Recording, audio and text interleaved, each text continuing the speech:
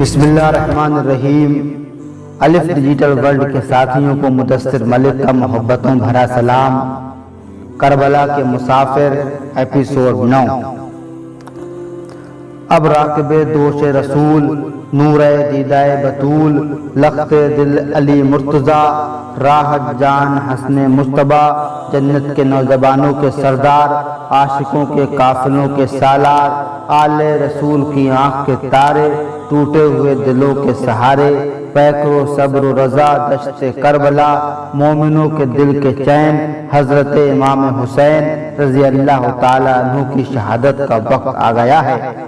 تاجدار کربلا اپنا تمام کنوے، قبیلے، عزیز و اقارب اور اعبان و انصار راہ حق میں نثار کرنے کے بعد اپنی جان کی نذر اپنے معبود برحق کی بارگاہ اقدس میں پیش کرنے کا عزم فرماتے ہیں اور خیمہ اہل بیت میں تشریف لے جاتے ہیں۔ کیا دیکھتے ہیں کہ وہ بیمار بیٹا جس نے سخت بخار کی حالت میں کئی دن بستر پر گزارے تھے، جس کو سفر کی کوفت، بھوک و پیاس کی شدت اور آنکھوں کے سامنے ہونے والے جان نکالنے والے واقعات اس قدر کمزور و ناتمہ کر دیا تھا کہ کھڑے ہونے سے بدن مبارک لرزتا تھا، باوجود اس کے نیزہ سنبھالے ہوئے میدان جنگ میں جانے کا ارادہ رکھتا ہے۔ تاجدار کربلا نے اپنے نور نظر زین العابدین کو اپنی آغوش محبت میں لیا، پیار کیا اور فرمایا، بیٹا ابھی تمہارا وقت نہیں آیا ہے، ابھی تمہیں اپنی ماؤں بہنوں کی نگہداشت کرنی ہے اور ان بے کسانے اہل بیت کو وطن تک پہنچانا ہے۔ میرے فرزند، اللہ تعالیٰ تمہیں سے میری نسل اور حسینی سادات کا سلسلہ جاری فرمائے گا۔ دیکھو، صبر و ثبات سے رہنا اور راہ حق میں آنے والی ہر تکلیف و مصیبت کو خندہ پیشی سے برداشت کرنا، ہر حالت میں نانا جان رسول اللہ صلی اللہ تعالیٰ علیہ وسلم کی شریعت و سنت کی پابندی کرنا۔ بیٹا، مصائب و عالم سہتے ہوئے جب کبھی مدینہ منورہ پہنچو تو سب سے پہلے نانا جان کے روضہ اقدس پر جانا، انہیں بھی میرا سلام کہنا، میرے بھائی حسین مجتبیٰ کو میرا سلام کہنا، میرے لختے جگر، میرے بعد تم ہی میرے جانشین ہو۔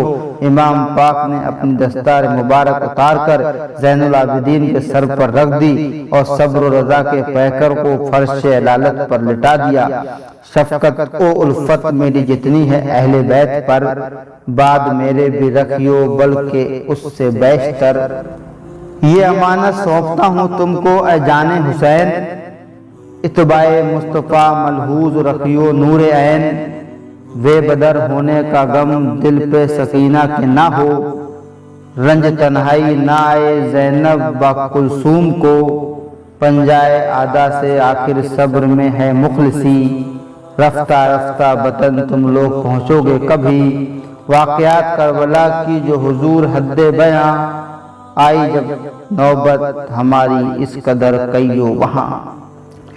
اب امام پاک اپنے خیمے میں تشریف لائے، سامان کھولا، قبائے مصری پہنا، اپنے نانا جان حضور محمد صلی اللہ تعالیٰ علیہ وسلم کا عمامہ مبارک سر پر باندھا، سید الشہداء امیر حمزہ رضی اللہ تعالیٰ عنہ کی سپر پشت پر رکھی، اپنے برادر اکبر حضرت امام حسن رضی اللہ تعالیٰ عنہ کا پٹکا اپنی کمر پر باندھا اور اپنے والد حیدر کردار رضی اللہ تعالیٰ عنہ کی تلوار ذوالفقار سنبھالی۔ شہیدوں کے آقا، جنت کے نوجوانوں کے سردار، سب کچھ راہ حق میں قربان کر کے اپنے سر کا نذرانہ پیش کرنے کے لیے تیار ہو گئے۔ بیویوں کے خیمے میں تشریف لائے۔ بیویوں نے جب اس منظر کو دیکھا تو ان پر بے کسی کی انتہا ہو گئی، چہروں کے رنگ اڑ گئے، حسرت و یاس کی خاموش تصویر بنی، ان مقدس خاتونوں کی آنکھوں سے موتی ٹپکنے لگے۔ ادھر امام پاک فرما رہے تھے، لو تم پر میرا سلام ہو۔ درد میں ڈوبی ہوئی جگر سوز آواز میں بہنوں نے کہا، پیارے بھیا۔ ازواج کی صدا آئی سر کے تاج، سکینہ نے کہا، بابا جان کہاں جا رہے ہو؟ ہمیں اس جنگل میں کس کے سپرد کر کے جا رہے ہو؟ جن درندوں نے علی اصغر جیسے معصوم پر بھی ترس نہیں کھایا، وہ ہمارے ساتھ کیا سلوک کریں گے؟ فرمایا، اللہ تمہارا حافظ و نگہبان ہے۔ آپ نے صبر کی تلقین فرمائی اور رضا الہی پر صابر و شاکر رہنے کی وصیت کی۔ آپ کی بیٹی پیاسی بیٹی حضرت سکینہ آ کر آپ سے لپٹ گئی اور چلاتے ہوئے کہا بابا اگر تم چلے گئے تو میں بابا کہہ کر کس کو پکاروں گی؟ میرے سر پر محبت و شفقت سے کون ہاتھ پھیرے گا؟ امام پاک نے سکینہ کو گود میں اٹھا لیا، پیار کیا اور اپنی بہن حضرت زینب کی گود میں دیتے ہوئے فرمایا زینب یہ میری نازوں کی پالی ہوئی بہت پیاری بچی ہے، اس کو رونے نہ دیا کرنا، اس کو یتیمی کا احساس نہ ہونے دینا، اس کو میری لاش کے پاس نہ آنے دینا۔ زینب نے کہا میری مائے جان، مائے جائے آج سکینہ ہی یتیم نہیں ہو رہی ہے، آج ہم سب بے سہارا یتیم ہو رہے ہیں، کاش ہمیں موت آ گئی ہوتی اور ہماری آنکھیں اس روح کو ہلا دینے والے منظر کو نہ دیکھتی۔ امام پاک نے سب کو خدا حافظ کہا اور خیمے سے نکلے۔ مظلوم کربلا نے دائیں بائیں نگاہ کی تو تمام میدان ان جانثاروں سے خالی پایا جو ہر وقت رقاب نصرت میں حاضر رہتے تھے اور سواری کے وقت رقاب گردانی کرتے تھے۔ حضرت زینب نے دیکھا کہ بھائی کو کوئی سواری کرانے والا نہیں ہے تو پکاری ہے راکب و دوش رسول، رکاب داری کی خدمت کو کوئی نہیں تو مایوس نہ ہونا، رسول اللہ صلی اللہ تعالی علیہ وسلم کی نواسی اس خدمت کے لیے حاضر ہے۔ تاجدار کربلا سوار ہوئے اور میدان کی طرف رخ کیا۔ امام پاک کربلا میں باطل کی تاریکیوں میں حق و صداقت کا آفتاب بن کر چمکے اور اپنے ذاتی اور نسبی فضائل پر مشتمل ایک رچت پڑا۔ پھر فرمایا اے لوگو تم جس رسول اللہ صلی اللہ تعالی علیہ وسلم کا کلمہ پڑھتے ہو اسی رسول کا ارشاد ہے کہ حسن و حسین میرے دو نواسے جوانان اہل بہشت کے سردار ہیں۔ تم میں کون ہے جو اس حدیث کا انکار کرتا ہے؟ بے غیر تو ذرا شرم کرو اور خدا اور اس کے رسول پر ایمان رکھتے ہو تو سوچا ہے کہ سمیع و بصیر، شاہد و شہید خدا کو کیا جواب دو گے اور محسن اعظم نور مجسم رحمت عالم حضرت محمد صلی اللہ تعالی علیہ وسلم کو کیا منہ دکھاؤ گے؟ میرے آبان و انصار کو قتل کیا، اب تم مجھے بھی ذبح کرنا چاہتے ہو؟ ابھی بھی وقت ہے، غیرت و شرم سے کام لو اور میرے خون سے اپنے ہاتھوں کو رنگین نہ کرو، میرے قتل کا وبال اپنی گردن پر نہ لو، بولو کیا کہتے ہو؟ انہوں نے کہا آپ یزید کی اطاعت قبول کر لیں ورنہ سوائے جنگ کے کوئی چارہ نہیں۔ آپ کو معلوم تھا کہ میری باتوں کا ان پر کوئی اثر نہ ہوگا کیونکہ ان کے دلوں پر مہر لگ چکی ہے، شقاوت انتہا کو پہنچ چکی ہے، لیکن آپ نے یہ باتیں حجت قائم کرنے کے لیے فرمائی تھی تاکہ ان کے پاس کوئی بھی عذر باقی نہ رہے۔ اب آفتاب نبوت کا نور نظر، شہنشاہ ولادت کا لخت جگر، مخدوم کائنات کا خاتون جنت کے دل کا چین، پیکر صبر و رضا سیدنا حسین بھوک و پیاس کی حالت میں دوستوں اور عزیزوں کی جدائی کے زخم دل میں لیے ہوئے کربلا کی تپتی ہوئی ریت پر 20,000 کے لشکر جرار کے سامنے کھڑے یہ فرما رہے تھے کہ اگر تم کسی طرح خون ناحق سے باز آنے والے نہیں ہو تو آؤ اپنی مراد پوری کر لو اور میرے خون سے اپنی پیاس بجھاؤ اور اپنے بہترین بہادروں اور جنگجوؤں کو ایک ایک کر کے میرے مقابلے میں بھیجتے جاؤ اور قوت ربانی اور شجاعت حسینی اور جرات حیدری کے مظاہرے دیکھتے جاؤ۔ چنانچہ مشہور جنگجو اور بہادر افراد جن کو سخت وقت کے لیے محفوظ رکھا گیا تھا ان میں سے ایک تمیم بن قحطبہ پوری تیاری کے ساتھ اپنی بہادری کی ڈینگیں مارتا ہوا اور غرور و تکبر و کلمات کہتا ہوا آپ کے مقابلے پر آیا اور خون منہ کو لگے چیتے کی طرح آپ پر جھپٹا۔ آپ نے برقے خاطف کی طرح تیغ ورہ چمکا کر اس کا سر مثل خیام خام جسم سے اڑا دیا اور اس کے غرور شجاعت کو خاک میں ملا دیا۔ یہ دیکھ کر جابر بن قاہر کمی بڑے کر و فر اور لاف و غضب کے ساتھ آگے بڑھا اور ایک نعرہ مار کر کہنے لگا کہ بہادران شام و عراق میں میری شجاعت اور بہادری کے چرچے ہیں، کسی میں میرے مقابلے کی تاب نہیں۔ جب سپاہ شام کا یہ سرکش گستاخ حضرت کے سامنے آیا تو آپ پر تلوار کا وار کیا، آپ نے اس کا بار بچا کر سیف ورہ کا ایک ایسا وار کیا کہ اس کا بازو کاٹ کر زمین پر جا پڑا۔ پشت پھیر کر بھاگنے لگا۔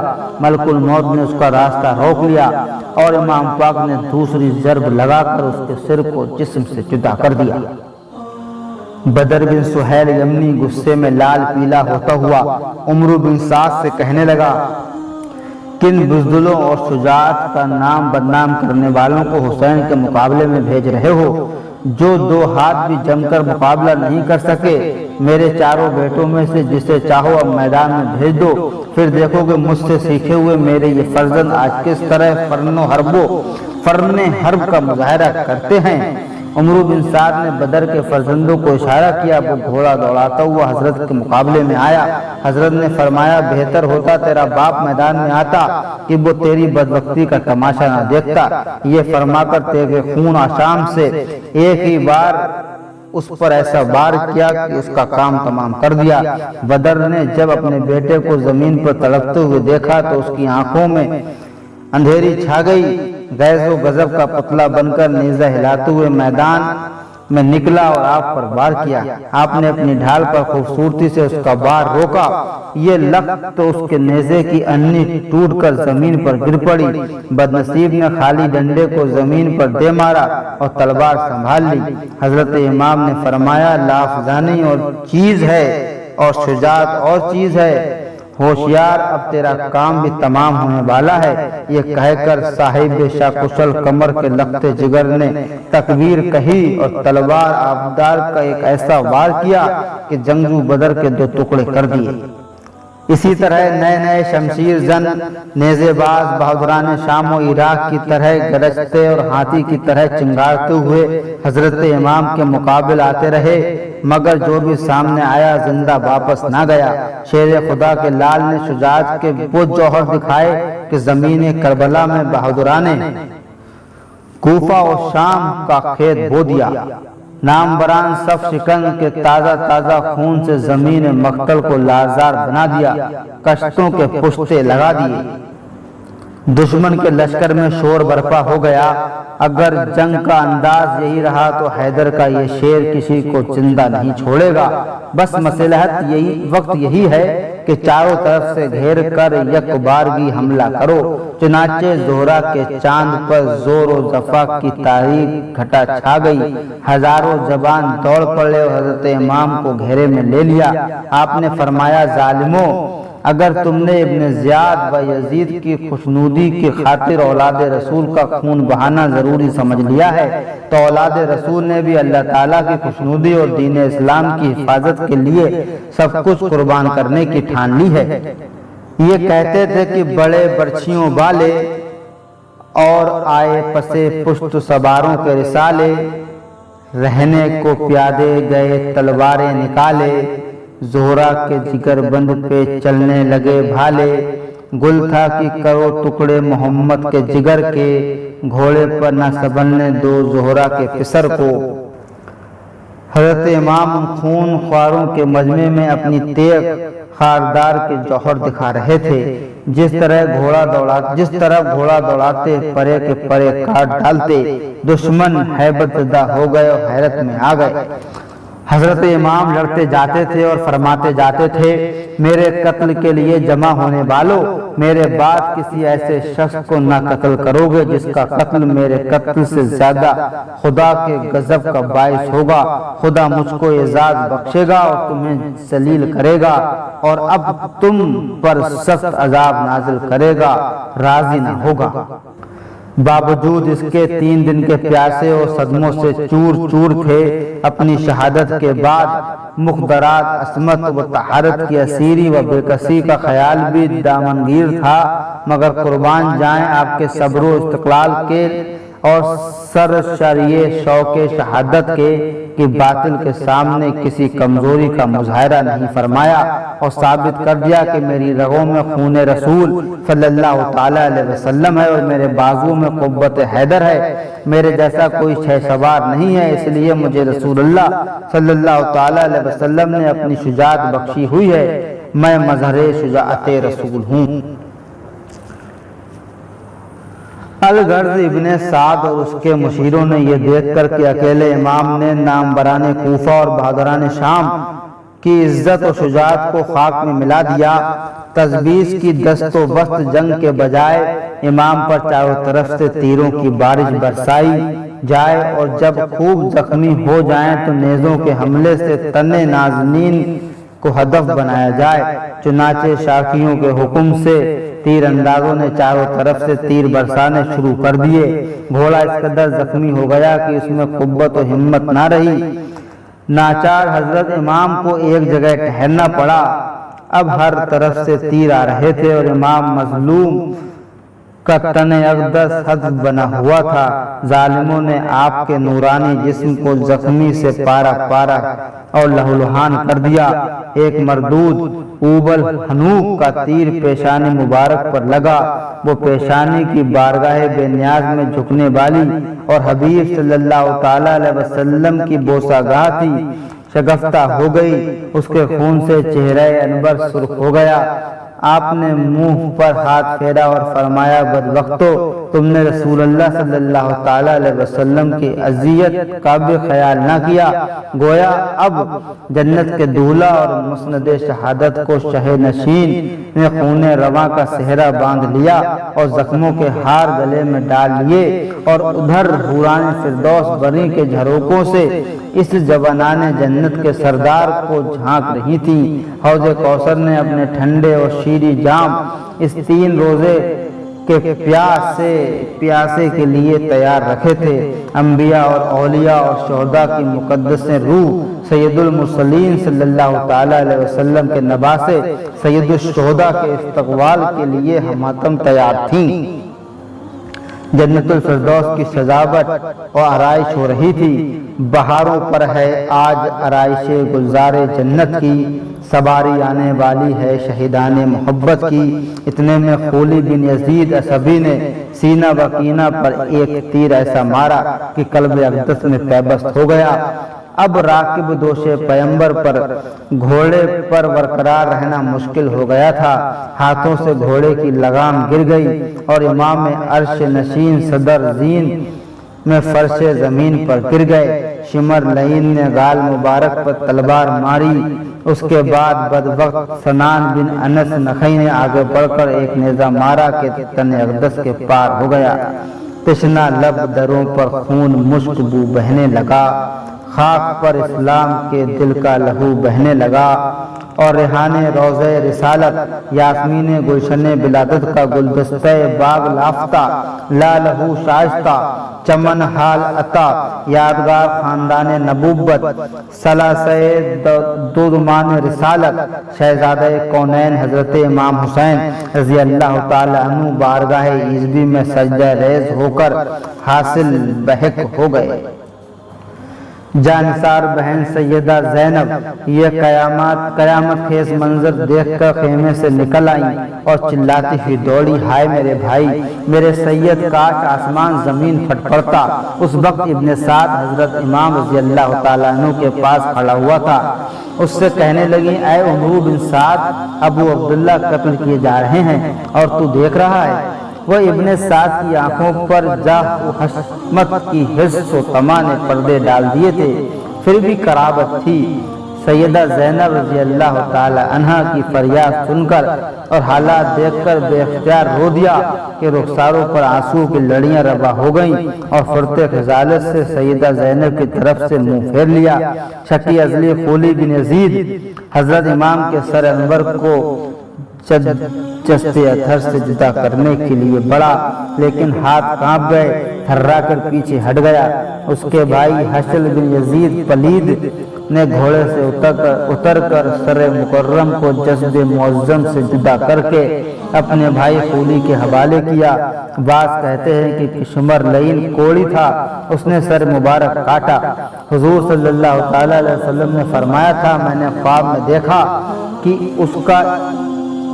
اس کا ایک ابلغ کتا میرے اہل بیت کے خون میں منہ ڈالتا ہے۔ حضرت امام جعفر صادق رضی اللہ تعالیٰ عنہ فرماتے ہیں کہ اس خواب کی تعبیر 50 برس کے بعد ظاہر ہوئی، جبکہ شمر ذوالجوشن ابرس نے حضرت امام رضی اللہ تعالیٰ عنہ کا خون بہایا۔ حضرت محمد بن عمر بن حسن رضی اللہ تعالیٰ عنہ فرماتے ہیں کہ ہم حضرت حسین رضی اللہ تعالیٰ عنہ کے ساتھ کربلا میں تھے۔ آپ نے شمر کو دیکھ کر فرمایا اللہ اس کا رسول سچا ہے۔ رسول اللہ صلی اللہ تعالیٰ علیہ وسلم نے فرمایا تھا کہ میں ایک ابلک کتے کو دیکھتا ہوں جو میرے اہل بیت کے خون میں منہ ڈالتا ہے۔ سیدہ زینب رضی اللہ تعالی عنہا دوڑتی ہوئی اپنے پیارے بھائی کی طرف بڑھی۔ تذکرہ صفت ابن جوزی میں ہے کہ آپ کے جسد اثر 33 زخم نیزوں کے اور 40 زخم تلواروں کے تھے۔ آپ کے پیراہن میں 121 سوراخ تیروں کے تھے۔ بے حیا بدبختوں نے جسم مبارک کے تمام کپڑے اتار لیے اور آپ کو برہنہ کر دیا۔ چنانچہ آپ کا جبہ خزم اسری تھا، وہ قیس بن محمد بن اشعث نے تنے بے سر سے اتار لیا، بحر بن کعب نے پیجامہ لیا، اسبد بن خالد نے نالین اتار لی، عمرو بن یزید نے امامہ مبارک لیا، یزید بن شبل نے چادر لی، سنان بن انس نے نخی نے جرح اور انگوٹھی اتار لی، بنی نحشل کے ایک شخص نے تلوار لے لی جو بعد میں حبیب بن بدیل کے خاندان میں آ گئی۔ اس قدر ظلم و ستم کرنے کے بعد بھی سنگدل اور خونی شامیوں اور کوفیوں کو جذبہ بغض بینات ختم نہ ہوا۔ بدبختوں نے حضرت امام رضی اللہ تعالیٰ عنہ کے جسد اطہر کو گھوڑوں کی ٹاپوں سے پامال کر کے ریزہ ریزہ کر ڈالا۔ اس بہشانہ شقاوت کے بعد لٹیروں نے پردہ نشین عورتوں کو خیموں میں داخل ہو کر اہل بیت کا سارا سامان لوٹ لیا۔ اسی شقاوت و سنگدلی پر زمین کانپ اٹھی، عرش الہی تھرا گیا، زمین و آسمان نے خون کے آنسو روئے، شجر و حجر سے نالا و شیبن کی صدائیں بلند ہوئیں، جن و انس و ملائکہ آسمانی سے صف ماتم بچھ گئی۔ اہل بیت پاک سے گستاخیاں بے باکیاں، لعنت اللہ علیکم دشمنان اہل بیت۔ کربلا کے بیابان میں ظلم و جفا کی آندھی چلی، مصطفی چمن کے کنچے گل باد سموم کی نظر ہو گئے۔ علی رضی اللہ تعالیٰ عنہ کے گھر کا تراز ہو گیا، زہرا کا باغ اجڑ گیا، ریاض نبوی کا گل سرسبز مسلا گیا۔ اس غریب البطنی میں بچے یتیم اور بیویاں بیوہ ہو گئیں اور ان کو قیدی بنا لیا گیا۔ یہ واقعہ 10 محرم سن 61 ہجری جمعے کے روز ہوا۔ حضرت امام پاک کی عمر شریف اس وقت 56 سال 5 ماہ اور 5 دن تھی۔ اس صادق جانباز نے اپنے نانا جان کے ساتھ کیا ہوا عہد پورا کیا، دین حق پر قائم رہ کر اپنا کنبہ اور اپنی جان راہ خدا میں ایسی ثابت قدمی کے ساتھ نظر کی جس کی مثال نہیں ملتی۔ حشر تک چھوڑ گئے ایک درخشاں مثال، حق پرستوں کو نہ بھولے گئے احسان حسین۔ عزیز دوستو، کل کی ویڈیو میں شہادت کے بعد کے واقعات اور کربلا کے بعد کے واقعات پیش کیے جائیں گے۔ اگر ابھی تک آپ نے میرے چینل کو سبسکرائب نہیں کیا ہے تو پلیز میرے چینل کو سبسکرائب کیجئے تاکہ آنے والی ویڈیو آپ تک بآسانی پہنچ سکیں۔